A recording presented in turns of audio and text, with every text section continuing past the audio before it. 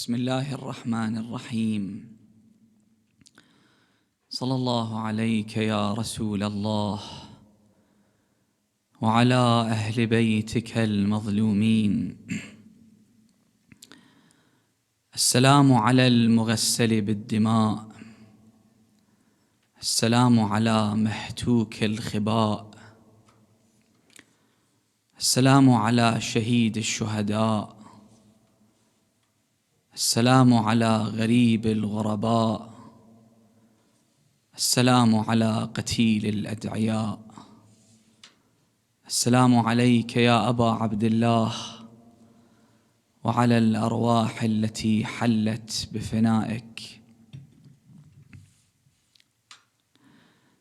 قال الله العظيم في محكم كتابه الكريم: فاستجاب لهم ربهم أني لا أضيع عمل عامل منكم من ذكر أو أنثى. The discussion tonight will revolve around the woman in Karbala.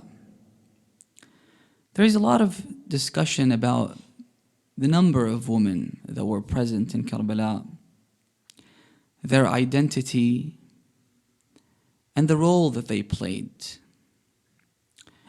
What we know for a fact is that Imam al-Hussein didn't go alone to Karbala. He took his family.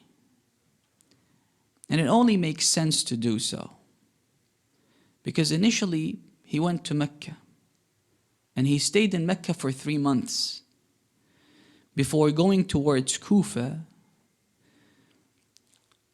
and stay there indefinitely because he was on a mission. But this wasn't the only reason why the Imam took his family with him. The other reason is perhaps the Imam didn't want his enemies to take advantage of his family and to pressure the Imam to yield to their demands. This was a common practice by the Umayyads. Muawiyah wanted to arrest Amr ibn al-Hamaq al-Khuza'i, a close companion of Amir al-Mu'mineen. When he couldn't arrest him, he arrested his wife. And his wife was subjected to torture until eventually killing her husband, Amr ibn al-Hamaq al-Khuza'i, radwanullahi ta'ala alayh. The Imam was a free man, and he wanted to remain free and to base his decisions on ideals and principles. But this wasn't the only reason why the Imam took his family with him. Their family, his family, and all the women that were present in Karbala, they played an important role in propagating the message of Imam al-Hussein alayhi salam. Now, one of the reasons why this topic is so important is because Karbala to us is our culture. Karbala is our identity. Karbala is our religion. This is why, in order for us to understand the position of women in Islam, we examine the role of women in Karbala.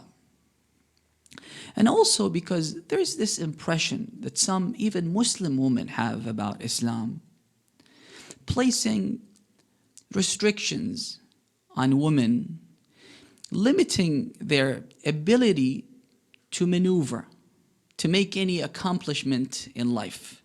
This is why I'm here tonight to refute this misconception. Of course, the role of women in religion is not confined to Karbala. But Karbala is an unabridged version of the religion of God. You want to see what Allah subhanahu wa ta'ala wants from you? You study Karbala. Otherwise, we find that women played instrumental role in shaping major events in history. From a religious point of view, Khadija bint Khuwaylid, the Prophet famously said that if it wasn't for her contributions, if it wasn't for the sacrifices that she made, Islam would have been non-existent today. You wouldn't be a Muslim today if it wasn't for the contributions of of Khadija alayha salam. And before Khadija, Sarah, Sarah, the wife of Abraham, she gave all her wealth to Abraham. It was because of Sarah that Abraham married Hajar, and consequently giving birth to Ismail alayhi salam, because the king, he gave Hajar to Sarah as a gift, and she asked her husband Ibrahim to marry her. And it was because of Hajar that Abraham migrated to Mecca. She was an exceptional lady. And also, the wife of Pharaoh, if it wasn't for her, Musa would have been killed by the Pharaoh. So the religion of God was established because of the involvement of Asya bint Muzahim alayha salam. So we find that at critical junctures, women played important roles. Yes, maybe their responsibilities are not as colossal as the responsibilities of men ostensibly, but we find that many of the achievements of men was due to women. Let me give you a small example. There was a man by the name of A'yan. He was a Christian man. He converted to Islam. He's originally from Europe. He converted to Islam. He had a daughter that was born as a Muslim. She was nicknamed al-Usud. This woman, she wasn't a Shia. When he converted to Islam, he embraced Sunni Islam. Back then, it was hard to differentiate between Sunni Islam and Shia Islam, but he wasn't aware of the Shia school of thought.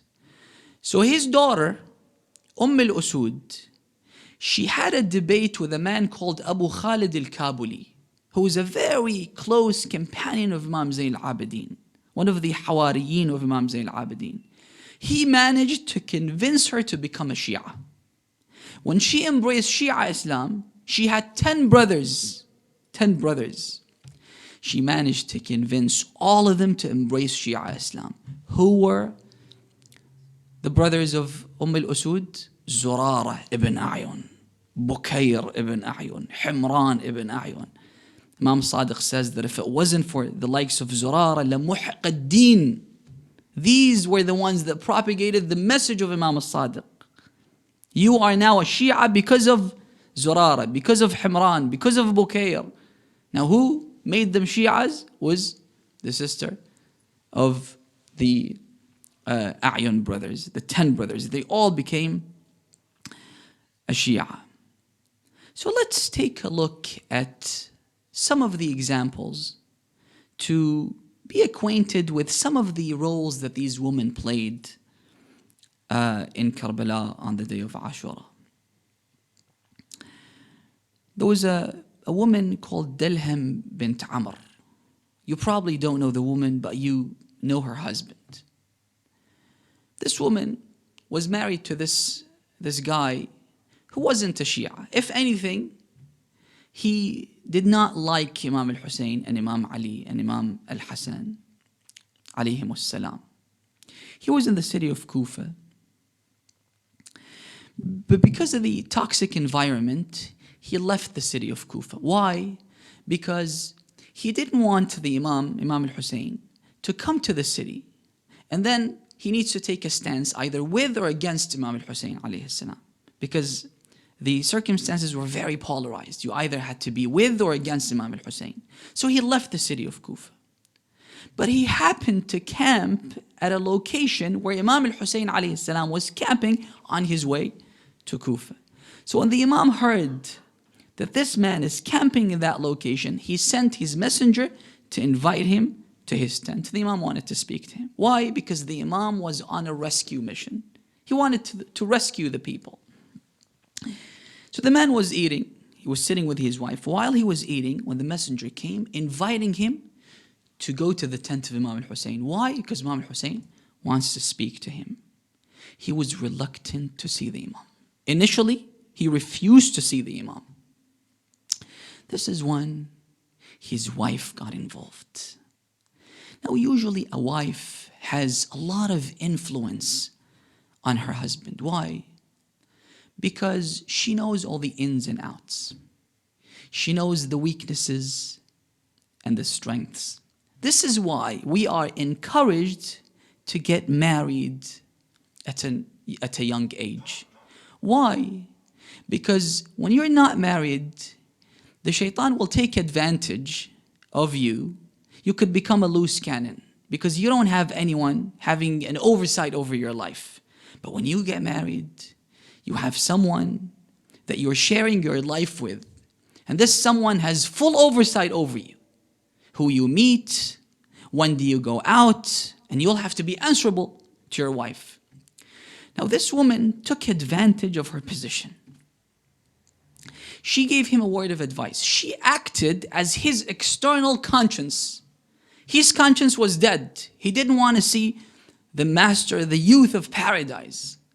This is why she had to act. She said to him, the son of the daughter of Rasulullah wants to meet with you, and you refuse to meet with him.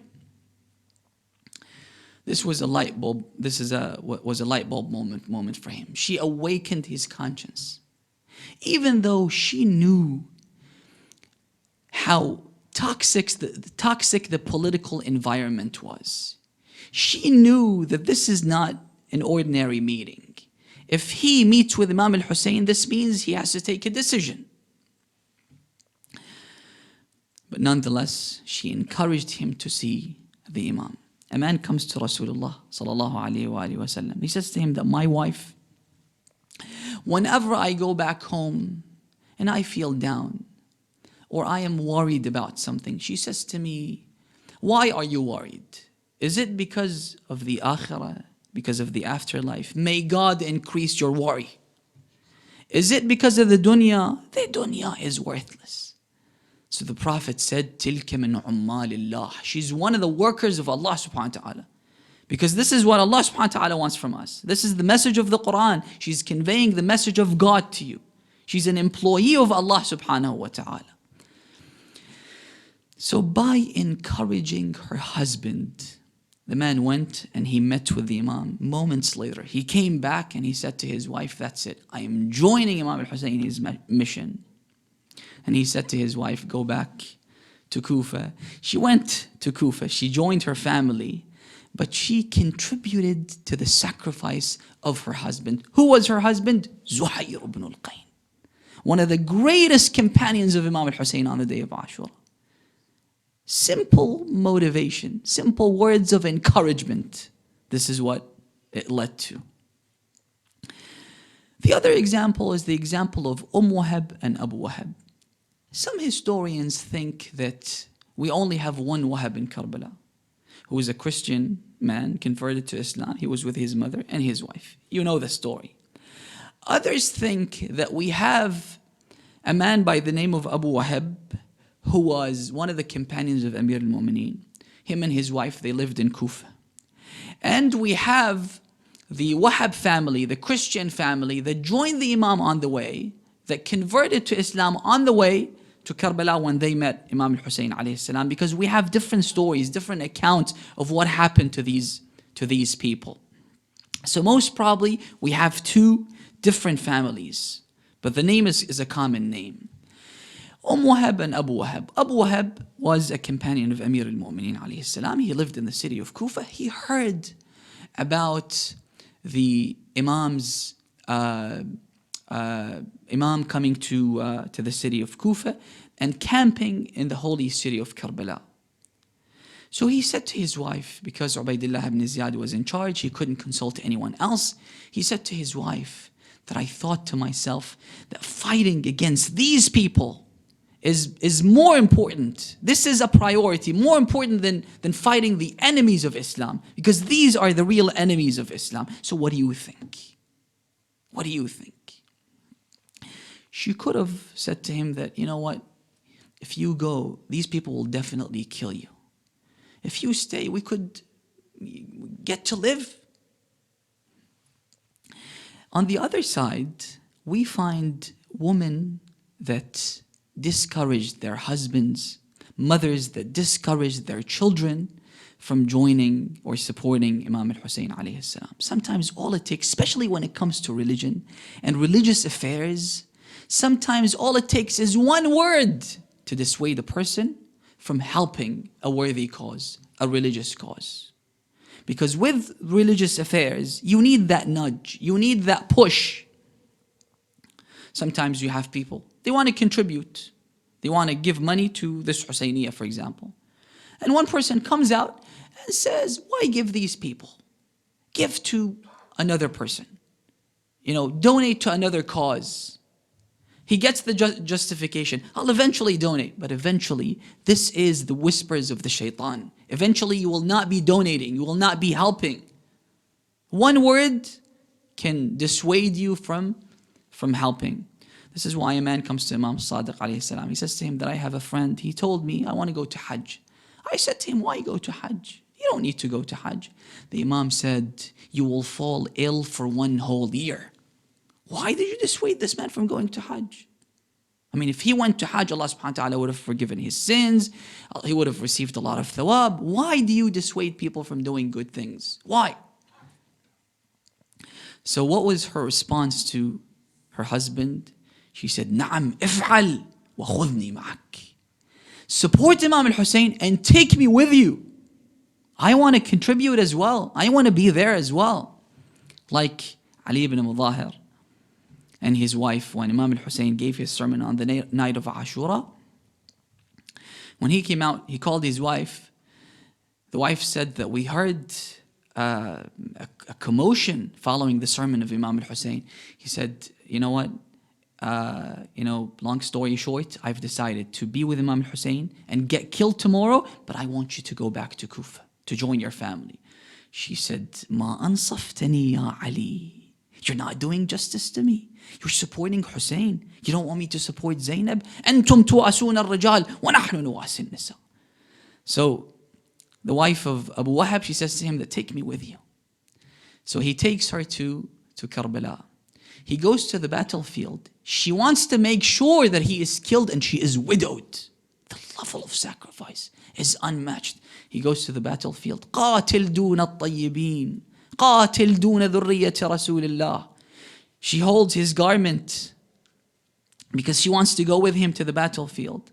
But the Imam says to her, you should go back to the tents. She goes back until her husband is killed. She comes to talk to her husband,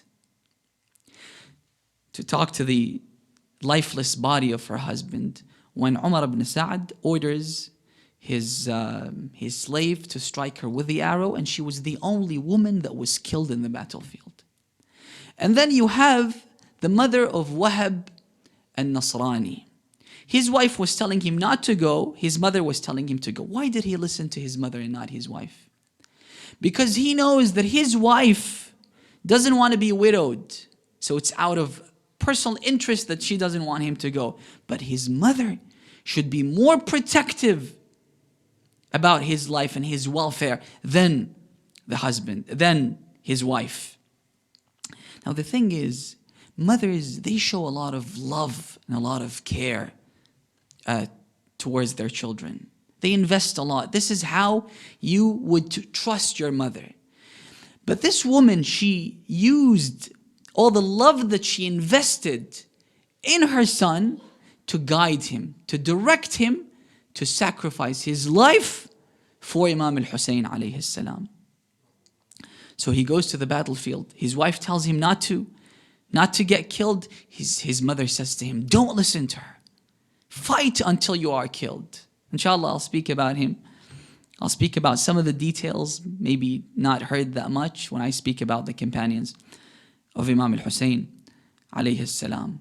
So he is killed. When he is killed, the mother tries to go to the battlefield and fight as well.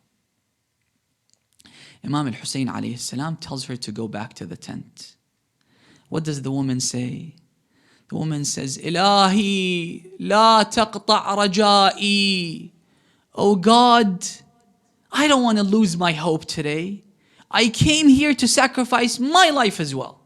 And not just the life of my son. Imam al-Hussein says to her, لا قطع الله رجاءك يا وهب أنت وولدك مع رسول الله في الجنة. اللهم صل على محمد وآله. You don't need to be killed. You don't need to sacrifice the blood of your heart to join my grandfather Rasulullah in paradise. What you've done is enough. You directed your son to fight until he was killed. That's enough. You'll be joining him in paradise. And he will be joining my grandfather, Rasulullah sallallahu alayhi wa alihi wa sallam. And we have the women that did not participate in Karbala, but they contributed to the cause of Imam al-Hussein alayhi salam, like Taw'a. Taw'a was a maid of an enemy of the Ahlul Bayt, Al-Ash'ath ibn Qais. Her husband was an enemy of the Ahlul Bayt alayhi salam. Her son was a Nasibi, but she was a lover of Ahlul Bayt. And our love and our loyalty for Ahlul Bayt is tested. And when she was tested, she proved her loyalty. She not only gave refuge to Muslim ibn Aqil when everyone else refused to give him refuge, when they came to fight him, when the fight erupted, she gave her unconditional support while everyone was listening to her, to Muslim ibn Aqil, Ridwanullahi ta'ala alayh. The other woman is a woman from Basra. Let me give you a brief background of what happened in Basra before I tell you her story. Imam al-Hussein alayhi salam, who was on a rescue mission, sends letters to 3 prominent individuals who were amongst the companions of Imam Amir al-Mu'mineen, the lovers of Imam Ali alayhi salam. He sends them letters indirectly asking them to support him. So one of them, when the messenger gave the letter of Imam al-Hussein to him, he handed the messenger over to Ubaidullah ibn Ziyad. Ubaidullah was the governor of Basra back then. So he handed over the messenger of Imam al-Hussein to Ubaidullah. And Ubaidullah immediately killed the messenger. Although there is a universal law, don't shoot the messenger. But this guy, he doesn't believe in anything. He killed the messenger of Imam al-Hussein. Later on, he justified what he did, this Basri man. He said that I thought he was a spy trying to test my loyalty to the government. This is why I handed him over to the authorities. The second man, he received the letter of Imam al-Hussein. He gave a response. He wrote a letter back to the Imam saying, "Usbir, inna wa'ad Allahi haqq." Be patient. Eventually Allah subhanahu wa ta'ala will accomplish his mission on earth. Not knowing that Allah accomplishes his mission through his deputies, through Imam al-Hussein alayhi salam, he refused to lend his support to the Imam. There was a woman called Maria bint Munqidh al-Abdi. This woman had a sacrificial spirit. Her husband was killed in the Battle of the Camel. All her children were killed in the Battle of the Camel in defense of Amir al-Mu'mineen alayhi salam. Instead of saying, I'm a widow, I'm a bereaving mother, what else can I do? No. She was a respected woman. She had a diwan. People used to come and convene in her house. She had strong connections with different tribes that were related to her. So she asked all the tribes to come to her diwan. When they convened in her house, she suddenly sat next to the door and began to scream, began to cry. They said to her, Ya Maria, has anyone done anything to you? We can help you, we can defend you. She said, no.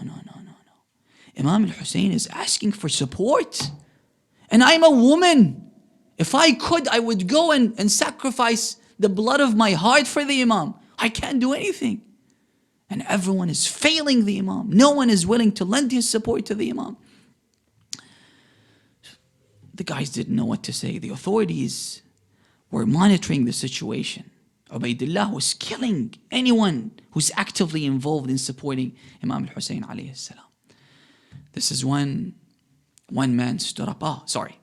The majority said, we don't have money to go to Karbala. She was waiting for that. So she asked her servant to come to bring a bag. The bag was filled with cash, filled with golden coins and dirhams and dinars. She said to the servant to pour all the money on the floor. She said, anyone that needs money, take from this money and go to Karbala. The hadith says, من أراد الله أن يقضي له أهم حوائجه. If you want Allah subhanahu wa ta'ala to fulfill your most important wish, give the most important or the most endeared money that you have for the Ahlul Bayt alayhimus salam. She had saved her money for this day. Take from this money and go and support Abu Abdullah. So a man got up. He was an old man. He had 10 children. He asked his children, who's willing to come with me? I'm going to Karbala. So only 2 of his children had the tawfiq to join their father and to go to Karbala. And he went on the back of his horse without hesitation, without stopping anywhere. مشى بها ما مشت به. He doesn't want to be distracted. He wants to reach his destination. She ended up sending 7 people out of 70. She sent 7 people that were killed on the day of Ashura. Of course, I'm not here to speak about Lady Zainab because she's from another league. I'm not here to speak about Fatima al-Zahra's involvement in Karbala. But you had the people that stayed in Medina. Like whom? Like Salama. Imam al-Hussein alayhi salam gave her all the items that he had inherited from his brother Imam al-Hassan and from his father Imam Amir al-Mu'mineen. And he told his son Imam Zain al-Abidin that you can receive all the heritage of the Imamah from Salama. When the Imam decided to leave the holy city of Medina, اجتمع بنات عبد المطلب. The daughters of Abd al-Muttalib, they came together because the Imam departed the holy city of Medina in the middle of the night. So they came together and they began to weep. They began to cry. So the Imam went to see them. He said to them, don't do something that would anger Allah subhanahu wa ta'ala. So they said, who should we save our tears for? Your departure today is more difficult to us than the departure of Rasulullah. It reminds us of the departure of Rasulullah, the departure of Fatima al-Zahra, the departure of Amir al-Mu'mineen, the departure of Imam al-Hassan. You're the last member of the holy household of the people of the cloak. أنفسنا فداك, may our lives be ransomed for yours, O Abu Abdullah. We don't want you to die. And then they went and told Hani, the auntie of Imam al-Hussein, the sister of Amir al-Mu'mineen, you're sitting here while Hussein is leaving. She was an old lady, she was frail. So she came to see the Imam. The Imam came out and he saw his auntie coming to his house. He said to her, what brought you out, Auntie Hani? She said, نبئت أن كفيل الأرامل راحل عن المدينة. I heard that the guardian of all the widows, all the orphans is leaving the city of Medina. And then she recited this poem. She made this poem. She said,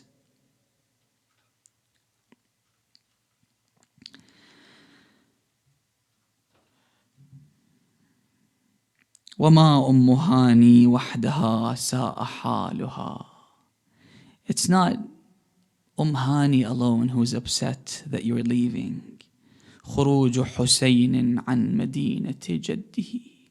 The departure of Hussein from the city of his grandfather. ولكنما القبر الشريف ومن به. The grave of Rasulullah is also wailing. ومنبره يبكون من أجل فقده. His pulpit is also wailing for the departure of Imam al-Hussein. And then the Imam goes to the grave of his mother Fatima al-Zahra to bid farewell. He says to her, Assalamu alayki ya Ummah.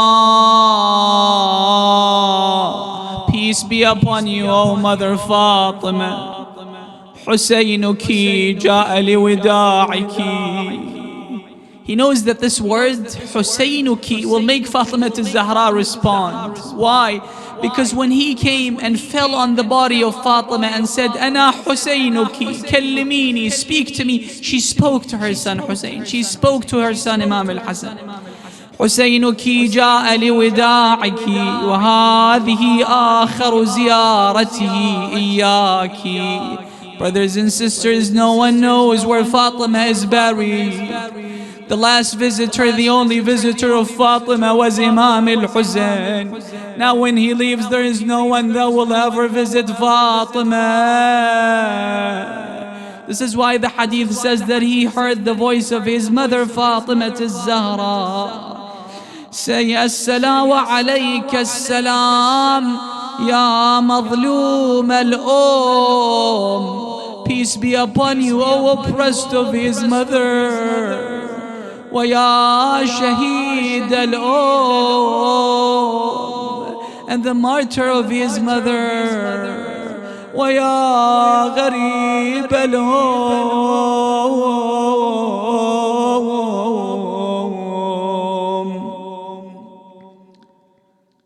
لا حول ولا قوة إلا بالله العلي العظيم.